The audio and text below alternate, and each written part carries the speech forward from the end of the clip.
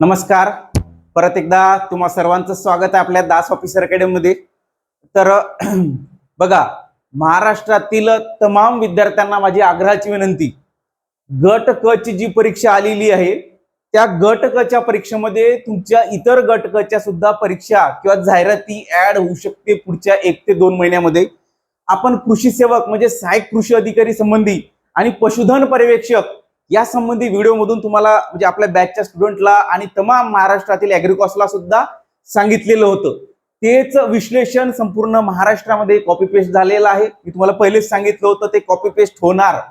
तर ऍक्च्युली महाराष्ट्रातील तमाम ऍग्रिकॉस विद्यार्थ्यापर्यंत हे सगळं जाणं महत्वाचं होतं. ते कॉपी पेस्ट होईल नाही होईल ते वेगळ्या गोष्टी असतात, परंतु ते तुमच्यापर्यंत गेलंय.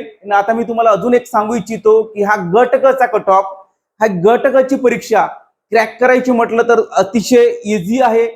जे इझी आहे ते आहे जीएस. किंग आहे मित्रांनो, किंग या एमपीसीच्या गट क च्या पूर्वपरीक्षेमध्ये हा किंग आहे. 80% वेटेज या जीएस ला आहे मित्रांनो. हे सगळं जीएस तुमच्या त्या पूर्वपरीक्षेमध्ये आहे. पूर्वपरीक्षा किती मार्काची असते? तुम्हाला पूर्वपरीक्षा 100 प्रश्न असतात, 100 गुणांचे असतात, 1 तासाची असते. हे अख्खं महाराष्ट्र तुम्हाला ओरडून सांगत आहे. अख्खा महाराष्ट्र तुम्हाला ही सगळी संख्या, विज्ञानावर किती प्रश्न विचारणार, गणित बुद्धिमत्तावर किती प्रश्न विचारणार, हे सगळं सांगत असेल. परंतु याच्या आतमध्ये जाऊन सुद्धा तुम्हाला विज्ञान, तुम्हाला गणित, तुम्हाला राज्यशास्त्र, अर्थशास्त्र, चालू घडामोडी, इतिहास, भूगोल याच्या उपघटकावर, याच्या सब टॉपिकवर किती प्रश्न येतात, कोणत्या सब टॉपिकला किती महत्व द्यायला पाहिजे, हे सगळं तुम्हाला पहिल्यांदा दास ऑफिसर अकॅडमी सांगत असेल आणि ते मी तुम्हाला घेऊन आलेलो आहोत. हे सगळे विषय सब टॉपिक नुसार स्ट्रॅटेजी काय असायला पाहिजे ते सगळं महत्वाचं आहे. तर ते सगळं आपण या व्हिडिओमध्ये बघणार आहोत. आजच्या या व्हिडिओमध्ये या विषयातून आपल्याला भूगोल म्हणजे 10 प्रश्न येणारा हा विभाग, हा विषय आपल्याला सविस्तर विश्लेषणात्मक पद्धतीने अनालिसिस करून द्यायचा आहे. कोणत्या टॉपिकवर किती प्रश्न आलेले आहे या सगळ्या बाबी.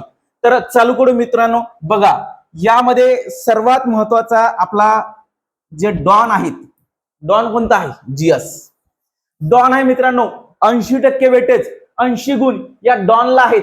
हे डॉन म्हणजे कोणतं? हे गणित बुद्धिमत्ता सोडलं तर खालचा सगळा भाग म्हणजे हा डॉन, किंग आहेत. 80 गुण याच वेटेजला आहे. मग विज्ञानावर किती प्रश्न येतात? तर विज्ञानावर 15 प्रश्न येतात. राज्य व्यवस्था म्हणजे त्यामध्ये अजून काय आपलं ग्रामपंचायत, जिल्हा परिषद, 73वी 74वी घटना दुरुस्ती म्हणजेच पंचायत राज, हे सगळं समाविष्ट आहे. कशामध्ये? राज्यशास्त्रामध्ये. विज्ञानामध्ये काय?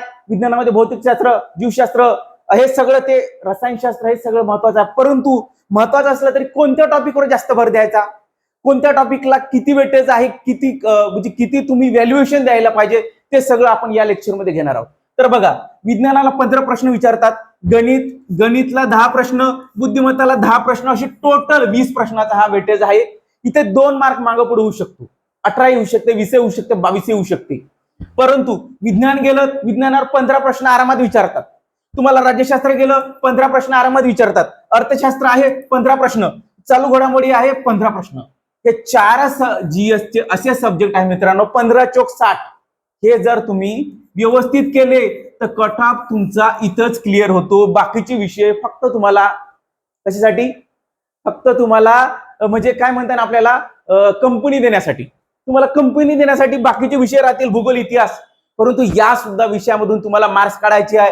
हे जे तुम्हाला इतिहास देत आहे, इथे जवळपास 5 ते 6 प्रश्न तुमच्या आरामात बरोबर येतात. मिनिमम अर्धे प्रश्न इतिहासमध्ये. आता जे इतिहास विचारते एकदम थोडं इझीच आहे. 7 ते 8 पर्यंत तुम्ही मजल मारतात. भूगोल जे आहेत ना, 10 प्रश्नाचं इथं पैकीच्या पैकी जातात. भूगोलामध्ये पैकीच्या पैकी जातात. 8, 9, 10 इथपर्यंत तुमचा स्कोर गेला पाहिजे आणि आपला नेहमी जातोच. त्यामुळे 8, 9, 10 प्रश्नापैकी तुम्हाला आलेच पाहिजे. मग आता भूगोलामध्ये अजून कोणता विषय आहे, उपघटक कोणता आहे, सब टॉपिक कोणता आहे, तर ते सगळं आपण सविस्तर याच लेक्चरमध्ये बघणार आहोत. तर बघा, भूगोलामधले सब टॉपिक अतिशय महत्वाचे आहे. तुम्हाला ते समजले ना, कोणत्या घटकावर जास्त प्रश्न आहे, कोणत्या घटकावर कमी आहे. तुम्ही जास्त प्रश्न विचारणाऱ्या घटकाला महत्व देणार ना, की कमी प्रश्न विचारणाऱ्या घटकाला महत्व देणार? अजिबात नाही. मग तुम्हाला तीच स्ट्रॅटेजी वापरायची आहे. परीक्षेमध्ये येते काय, मला तेच वापरायचं आहे. नाही की पूर्ण पुस्तक काढलंय. भूगोलाचं पुस्तक सौदीचं आहे, पाटील सरांचं आहे, दीपस्तंभवाल्यांचं, की कोणतंही तुम्हाला जे जे सामग्री दिसेल ते सामग्री तुम्ही नोट्स घ्या, कोणाच्या क्लासच्या नोट्स घ्या, काही घ्या. तर तुम्हाला माहित असलं पाहिजेत ना कोणत्या घटकावर किती प्रश्न विचारलेले आहे. जमीन घटकावर, कृषी घटकावर, मानवी भूगोल, लोकसंख्या, हवामान, कोणत्या घटकाला किती प्रश्न विचारला हे जोपर्यंत तुम्हाला माहित होत नाही तोपर्यंत त्याचा अभ्यासच तुम्हाला करता येणार नाही मित्रांनो. मग ते कधी समजणार? मागचे पीवायक्यू बघायचे, मागच्या 2018 ते 25 पीवायक्यू अनालिसिस करायचे, त्यानुसार तुमची स्ट्रॅटेजी ठेवायची. मग आता आपण काय बघतोय? स्ट्रॅटेजीज बघतोय. मग आता तुम्हाला स्ट्रॅटेजीमध्ये काय करायचं आहे? तुम्हाला हे जे 4 टॉपचे विषय आहे 60 याला पुरेपूर महत्व द्यायचं, व्यवस्थित अभ्यास करायचंय. विज्ञान आहे व्यवस्थितच जायचं. राज्य व्यवस्था आहे, पंचायत राजला लोल्या घ्यायचं नाही. पंचायत राजला जवळपास 4 ते 5 प्रश्न असतात. किती? 4 ते 5 हे पंचायत राजमध्येच असतात राज्यशास्त्रापैकी. राज्यशास्त्रामध्ये गेलं तुम्हाला मूलभूत हक्क आरामात 2 ते 3 प्रश्न पडतात. मूलभूत हक्क सोडून दुसरा टॉपिक करायचाच नाही. मूलभूत हक्क फर्स्ट प्रेफरन्स. झोपेतून उठल्याबरोबर मला मूलभूत हक्क प्रत्येक कलमा आठवल्या पाहिजेत, प्रत्येक कलमाची उपकलम आठवली पाहिजेत. हमखास प्रश्न आहे, 2 ते 3 प्रश्न. कट ऑफच्या पलीकडे जायचं नाही मित्रांनो. हे सगळं तुम्हाला करता आलं पाहिजेत. अर्थशास्त्र पैकीच्या पैकी मार्क्स घेता येतात. 13, 14, 15 मार्क्स पोरांना पडतात. 13, 14, 15 ज्यांचे कट ऑफ क्लिअर होतात त्यांना हमखास पडतात. 12 जरी घेतले ना तुम्ही तरी कट ऑफच्या पलीकडे. मग कसे घ्यायचे ते सुद्धा आपण बघू. चालू घडामोडी 10 जरी मार्क्स आले तरी इनफ आहे, जास्त टेन्शन घ्यायचं नाही. 10-11 तुम्हाला आरामात पडेल, पैकीच्या पैकी पडेल असं मी इथं सांगणार नाही. हे चालू घडामोडी आहे, यामध्ये पडेल असं सांगणार नाही. पडू शकते कधी प्रश्न त्या लेवलचे आले तर. तुम्ही अभ्यास किती करावं? सगळेच लोक जवळपास सारखाच अभ्यास करतात, तेच पुस्तक वाचतात, घेतात सिम्प्लिफाईड, घेतात परिक्रमा, घेतात एखादं लेक्चर. आमच्या मॅडम पण आहेत, वैशाली मॅडम, आम्ही चालू घडामोडी सेट लावलेला आहे जबरदस्त. सध्या एक्साइज डिपार्टमेंटमध्ये त्या रुजू आहेत, त्यांना शिकवायची अतिशय जबरदस्त इच्छा आहे, जबरदस्त जिद्द आहे. त्याच जिद्दीनं तेवढंच पेटून तुम्हाला ते चालू घडामोडी हा घटक शिकवतात. आणि इथे सुद्धा तुम्हाला 10 ते 12 मार्क्स आणायला भागच पाडतात. 10 ते 12. आता इतिहास आहे, इतिहासावर 10 प्रश्न असतात. भूगोल आहे, यावर 10 प्रश्न असतात. भूगोलाचे पैकीचे मार्क्स मिळवून घेण्याची गॅरंटी मीच देतो. तुम्हाला 7, 8, 9, 10 इथंच मार्क्स पडेल भूगोल असेल तर. ठीक आहे, हे सगळं प्रश्नाची व्यूहरचना आहे. आता बघा, पुढे बघा, तुम्हाला हा जो अभ्यासक्रम आहे तर तो किती आहे, कसा आहे ते सगळं बघू आपण. हा, कृषी सेवा गॅरंटीवाली बॅच फक्त टेक्निकल साठी. हे सगळं एमपीसी पॅटर्न नुसार 1499 फीज आहे. ज्यांना पाहिजे त्यांनी आपल्या ऍप्लिकेशनवर जायचं. दास ऑफिसर अकॅडमी हे ऍप्लिकेशन आहे, तिथे जायचं, बघायचं, वाटलं तर घ्यायचं. ज्यांना वाटते गरज आहे मला त्यांनीच घ्यायचं. बाकी पुस्तकातून सुद्धा अभ्यास करू शकते किंवा आपल्या युट्यूबला काही लेक्चर येतात त्यामधून सुद्धा अभ्यास करू शकतात. तर बघा, ही जी आपली आहे परीक्षा योजना आहे गट क ची, हा आपला अभ्यासक्रम आहे गट क चा. या सगळ्या अभ्यासक्रमामध्ये हे ग्रुप सी दिसतंय तुम्हाला, प्रिलिमिनरी, पूर्व परीक्षा. गट क पदाकरिता स्वतंत्र मुख्य परीक्षा 300 गुणाचा एक पेपर राहणार आहे. कोणासाठी? आपल्या टेक्निकलसाठी. आपल्या टेक्निकलसाठी कोण्या आपल्या म्हणजे कोण्या? कृषी सेवक, सहाय्यक कृषी अधिकारी, पशुधन पर्यवेक्षक, ग्रंथालय वगैरे जे जे असते टेक्निकल वाले त्या सगळ्यांसाठी. नॉन टेक्निकल म्हणजे काय? तलाठी, क्लर्क हे सगळे आहेत तर ते नॉन टेक्निकल साठी. मग नॉन टेक्निकल साठी काय? तर 200 मार्काचे 2 पेपर 400 गुणांचे असतात. ते झालं नॉन टेक्निकल साठी. मेस ते पण आपण मुख्यसाठी नंतर बघू. सध्या आपलं टार्गेट आहे पूर्व परीक्षा. मला तो कट ऑफ पार करायचा आहे, मला ते कट ऑफ पार करायचं आहे, तेव्हाच मला मुख्य परीक्षा देता येतील. नाहीतर मुख्य परीक्षेचा सध्या अभ्यास करून काही फायदा नाही मित्रांनो. तुम्हाला पूर्व परीक्षेचा कट ऑफ क्लिअर करावाच लागेल. तुम्हाला नंतर पूर्व परीक्षेचा कट ऑफ क्लिअर केल्यानंतर 3 ते 4 महिने मिळतात. आता सुद्धा तुम्ही टेक्निकल असेल, कोणाला नॉन टेक्निकल असेल, मेन्सचा तुम्ही आठवड्यातून थोडं ना थोडं वाचत जायचं, पुढे जायचं. म्हणजे मेस आल्या तुम्हाला एकदम डोक्याला भार राहणार नाही. आणि मी तुम्हाला सांगू इच्छितो, तुमचा कट ऑफ क्लिअर होणार म्हणजे होणार. किती राहू द्या, मग किती राहणार ते सुद्धा आम्ही बॅच मध्ये सांगत असतो, ते सुद्धा. तर बघा, आता हे जवळपास प्रश्न संख्या 100 आहे, एकूण गुण 100 आहे. एका प्रश्नाला 1 गुण आहे आणि याचे वजा म्हणजे काय, निगेटिव्ह मार्किंग आहे. पदवी लेवलचा पेपर आहे असं म्हणू नका सर आम्ही डिप्लोमा केला मग आम्ही पेपर कसा द्यायचा, आम्हाला ही लेवल जमेल का, सोसेल का. तर मित्रांनो, एमपीसी परीक्षा एकच घेत आहे गट क साठी.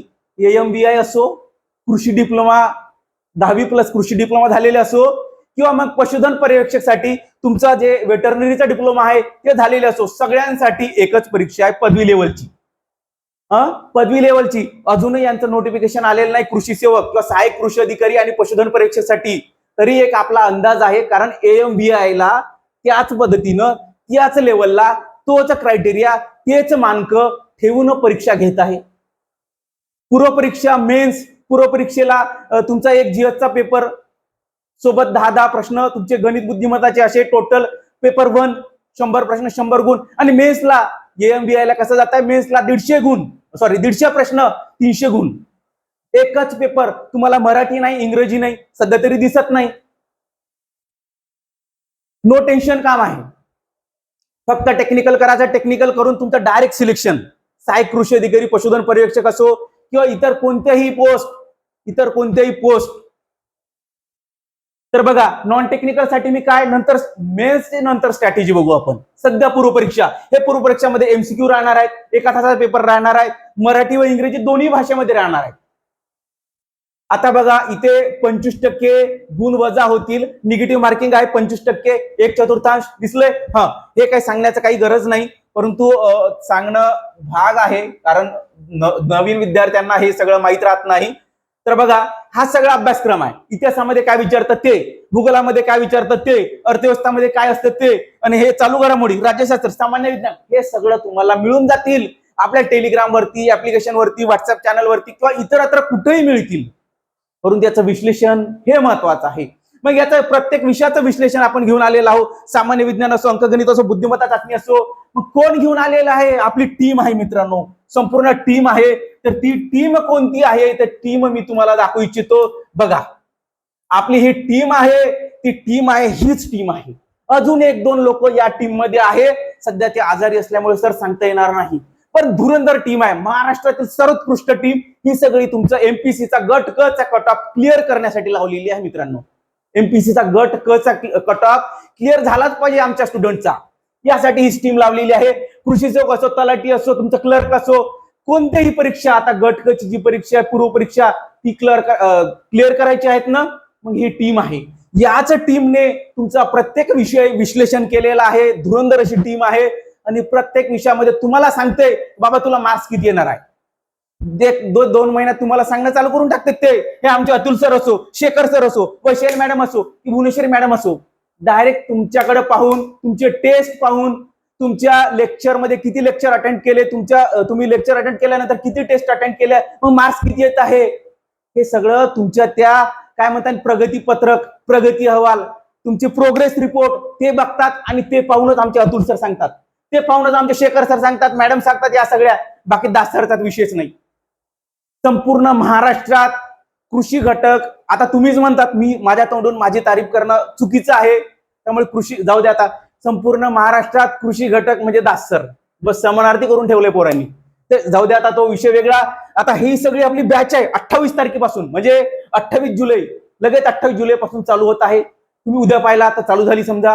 ही सगळी बॅच आहे मित्रांनो. फक्त महाराष्ट्रात सर्वात कमी किमतीमध्ये देत आहोत आपण, महाराष्ट्रात सर्वात कमी किमतीमध्ये 1499 ऑफर मध्ये आहे. बॅच अजून कॉस्टली होण्यापेक्षा लगेच घेऊन घ्या. मी प्रामाणिकपणे सांगेल, बॅच अजून कॉस्टली होण्यापेक्षा लगेच घेऊन घ्या. हे सगळं माणसं अजून 2-4 लोक आहे, तुम्हाला अतिशय कमी किमतीमध्ये 1499 मध्ये शिकवायला तयार आहे. तो कट ऑफच्या पलीकडे तुम्हाला सगळे घेऊन जाणार आहे. मी या बॅचच्या सगळ्या याच्यावर, म्हणजे तुम्हाला असं होईल सर प्रमोशन करत आहे, प्रमोशन नाही. मी कट ऑफच्या पलीकडे तुम्हाला जाण्यासाठी, तुम्ही काय करताय दास ऑफिसर अकॅडमी म्हणून तुमची बॅच आहेत का असं पोरं विचारतात, त्यासाठी मी सांगतोय.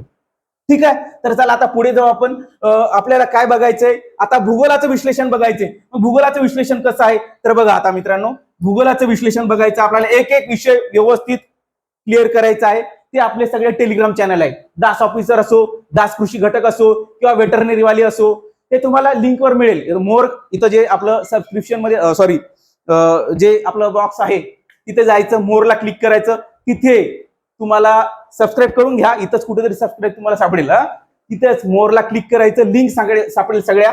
ते महत्वाचं नाही, ते तुम्हाला मिळणारच आहे. महत्वाचं हे आहे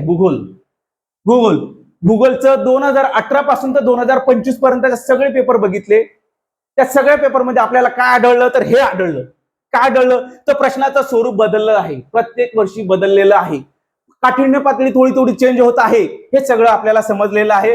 तर ते बघा, आता तुम्हाला महाराष्ट्रात सर्वच लोक सांगतील की बाबा भूगोलावर 10 प्रश्न येणार, विज्ञानावर 15 प्रश्न येणार आणि राज्यव्यवस्थेवर 15 प्रश्न येणार, परंतु भूगोलावरचे कोणते प्रश्न कोणत्या घटकावर विचारतील हे पहिल्यांदा सांगतो. हे बघा, आता तुम्हाला प्राधान्यक्रम स्टार मध्ये दिलेला आहे. सवय झाली तुम्हाला किती स्टार आहे त्या पिक्चरला, रिव्ह्यू काय आहे, तर हे सगळे रिव्ह्यू आहे. हे सगळे रिव्ह्यू आहे. तुम्ही मूवी पाहायला जायच्या अगोदर रिव्ह्यू पाहतात ना, तर हे पेपरला जायच्या अगोदर, अभ्यासक्रमाला टच करण्या अगोदर, अभ्यासक्रमाला उघडण्या अगोदर, त्या पुस्तकाला उघडण्या अगोदर हे सगळे रिव्ह्यू बघा. कोणत्या घटकाला किती प्रश्न विचारलेले आहे, याला 5 स्टार दिलेला आहे. हवामान असेल तर, महाराष्ट्राचा भूगोल म्हणजे ओव्हरऑल. मृदा असेल तर 5 स्टार दिलेला आहे मित्रांनो. 1 2 3 4 5 दिसते 5 स्टार असे.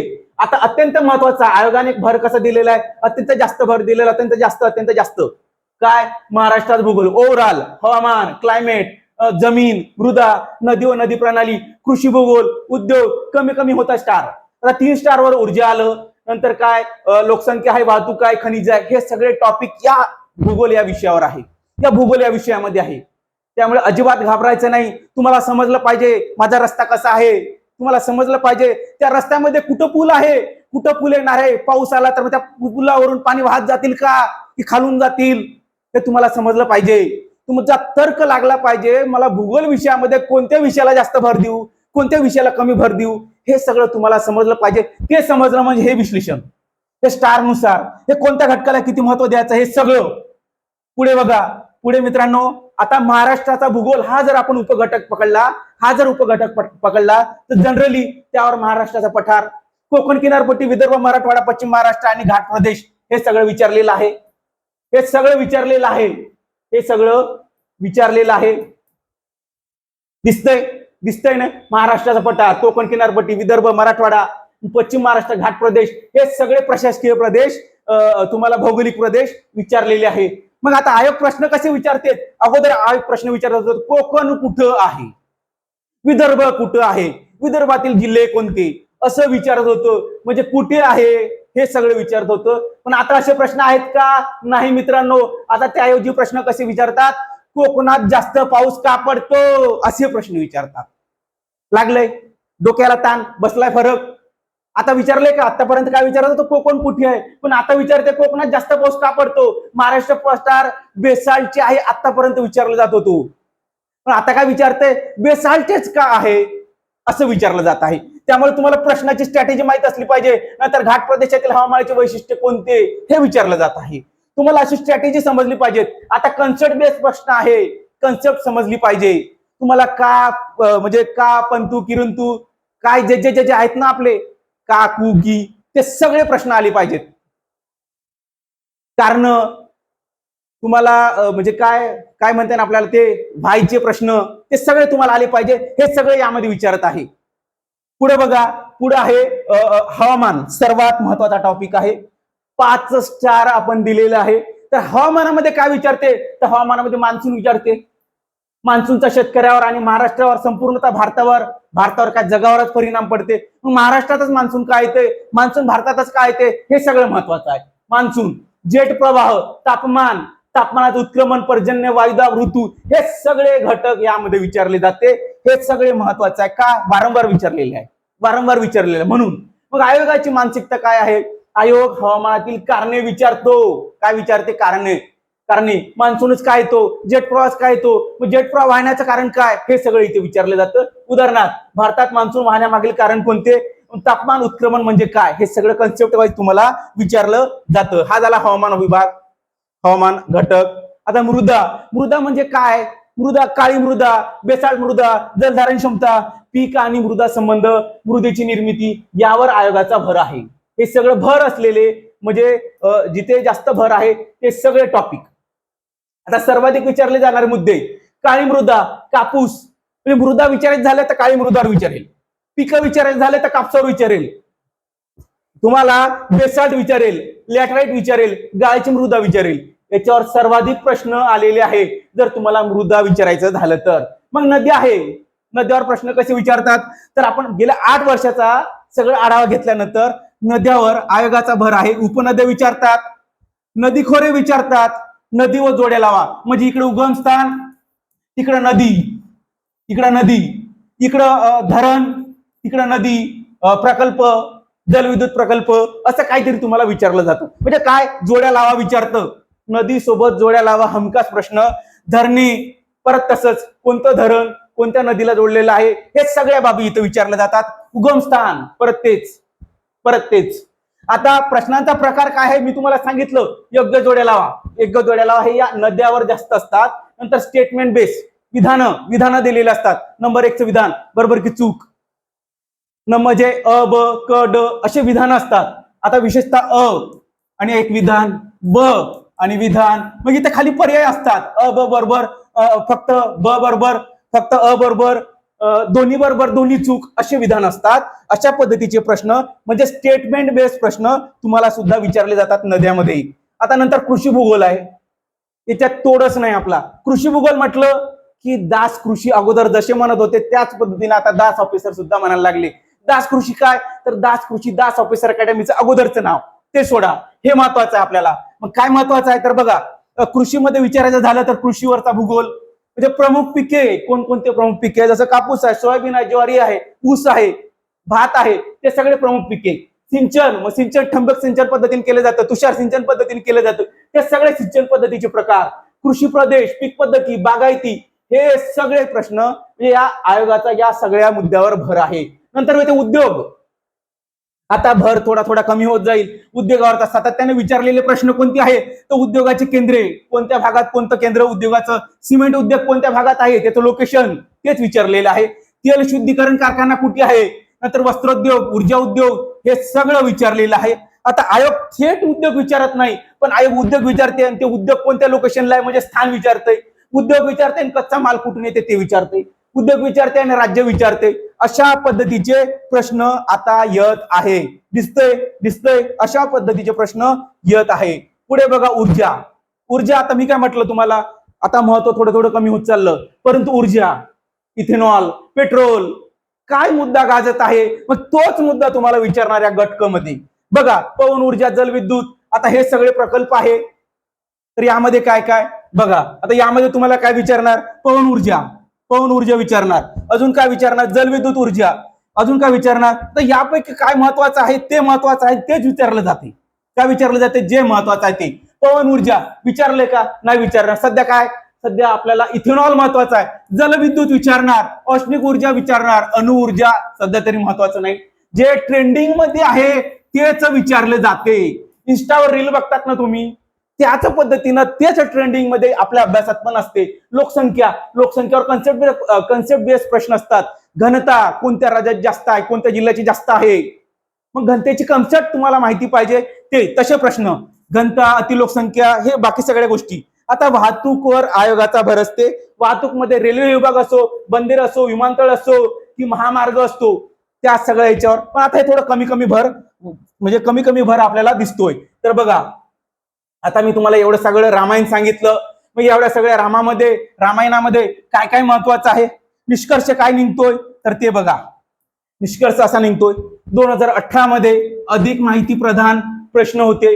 प्रश्न विचारण्याची पद्धत बदल झालेला आहे. 2018 मध्ये काय, माहिती असलेली. 2019-21 मध्ये काय, माहिती प्लस कन्सेप्ट आलंय. म्हणजे तुम्हाला ते का तसं आहे असं समजलं पाहिजे, म्हणजे कन्सेप्ट. नंतर 2022 ते 25चा ट्रेंड बघितला, कन्सेप्ट आले, स्टेटमेंट आले म्हणजे विधान आले. मॅच द फॉलोइंग म्हणजे जोड्या लावा आल्या. योग्य जोड्या लावा. हे काय, जोड्या लावा आल्या. नदी, धरणे यावर जास्त जोड्या लावा विचार. मग आता जोड्या लावावर जास्त प्रश्न आहे. स्टेटमेंट विधानावर आहे, कन्सेप्टवर आहे, अशा पद्धतीने प्रश्न आहे.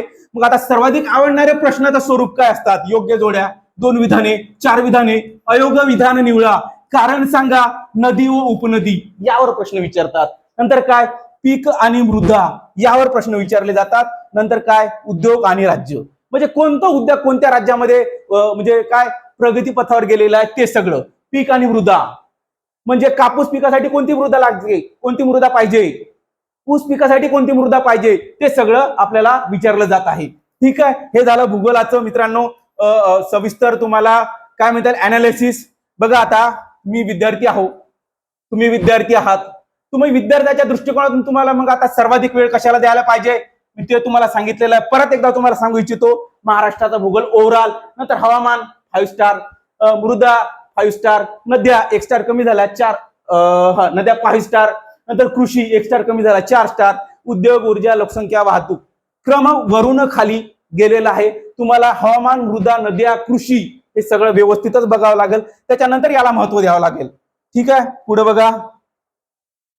आता भूगोल विषयाचा अंतिम निष्कर्ष असा आहे मित्रांनो, महाराष्ट्राचा भूगोल असो, हवामान असो, मृदा असो, नदी प्रणाली असो, हे सगळं जसं महत्वाचं आहे तसं मग आतापर्यंत एक निष्कर्ष असा निघतोय. आतापर्यंत प्रश्न कसे होते, 2022 नंतर बदललेलं स्वरूप कसं आहे, तर बघा केवळ तथ्य होतं. मग आता केवळ तथ्य आता संकल्पनात्मक म्हणजे कन्सेप्टवर गेलेलं आहे. अगोदर केवळ तथ्य.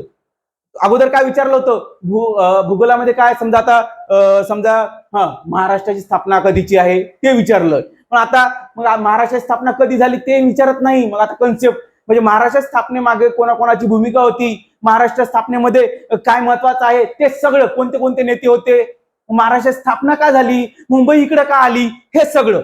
नंतर कुठे पहिले विचारत होते, मग आता कावर गेलेलं आहे, कसेवर गेलेले आहे प्रश्न. आता नकाशा आणि परस्पर संबंध समजणं गरजेचं आहे. याच्यावर जास्त प्रश्न आता विचारत आहे. नकाशा परस्पर संबंध म्हणजे काय, समजा कोकणामध्ये कोणती जमीन आहे, विदर्भात कोणती जमीन आहे, पूर्व विदर्भात कोणती जमीन आहे, मग त्याचा संबंध असं का आहे, मग तिकडे लालच का, इकडे काळीच का आहे, इकडे तपकिरीच का आहे, मग मधामध्ये तुम्हाला काळी दिसतंय, मग हे असं का, परस्पर संबंध तुम्हाला जोडता आला पाहिजे. अशावर आता प्रश्न आहे. अशा पद्धतीचा अंतिम निष्कर्ष आहे, अशा पद्धतीचे भूगोलाचं आहे. असंच सगळे विषय आमचे प्रत्येक फॅकल्टी सांगेल. फॅकल्टीने नाही सांगितलं, पुढच्या 1-2 दिवसामध्ये मी तुम्हाला सांगेल. मी तुम्हाला हे सगळे विषय व्यवस्थित अनालिसिस करून अजून सांगणार. अशा पद्धतीनं तुम्हाला स्ट्रॅटेजी ठेवणं गरजेचं आहे. आता बॅचचे काही स्टुडंट आहे, बॅचच्या स्टुडंटना माझं अजून सूचना आहे. तर बघा, कृषी सेवा गॅरंटीवाली बॅच आहे आपली, त्या बॅचच्या स्टुडंटना सांगणं आहे, आता उद्यापासून लगेच आपले बॅचचे लेक्चर रेग्युलर चालू होऊन जातील. पूर्व परीक्षेचे आणि मेन्स म्हणजे टेक्निकलचे माझे स्वतःचे लेक्चर तुम्हाला आठवड्यातून एक मिळणारच आहे. आता लेक्चर झाल्यानंतर तुम्हाला पीडीएफ मिळते, पीडीएफ नंतर टेस्ट मिळते, हे सगळं इकडे पण रेग्युलर चालूच राहणार आहे. ठीक आहे. आता पूर्व परीक्षा आपण चालू करत आहोत, तर पूर्व परीक्षेची स्ट्रॅटेजी तुम्हाला माहित झालेली आहे. आमचे प्रत्येक लेक्चर तुम्हाला पूर्व परीक्षेची स्ट्रॅटेजी नंतर पीवायक्यू नंतर चालू मग आपलं रामायण, हे सगळं चालू होऊन जातील आता. ठीक आहे, थांबू मग. अजून तुम्हाला काय सांगायचं राहिलं, कृषी सेवक असो की पशुधन पर्यवेक्षक असो, दोन्ही बॅचला पूर्व परीक्षेचे सगळं चालू झालेलं आहे. आणि अजून तुमचे काही प्रश्न असेल तर तुम्ही कमेंटमध्ये सांगा, किंवा मग आपलं डायरेक्ट ग्रुपवर सांगायचं ऍप्लिकेशनवर जाऊन. ठीक आहे, थांबतो आता. धन्यवाद.